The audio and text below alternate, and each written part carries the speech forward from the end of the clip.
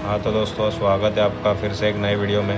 हाँ तो दोस्तों, मैंने ये वीडियो इसलिए निकाला है क्योंकि एक मैं फार्म पे विज़िट के लिए गया था। मतलब हम लोग गाड़ी भरने गए थे मुर्गी की, और वहाँ पे वो फार्मर ने इतना फार्म अच्छा रखा था, सजा के रखा था, और क्लीनिंग ये सब एकदम मस्त रखा था।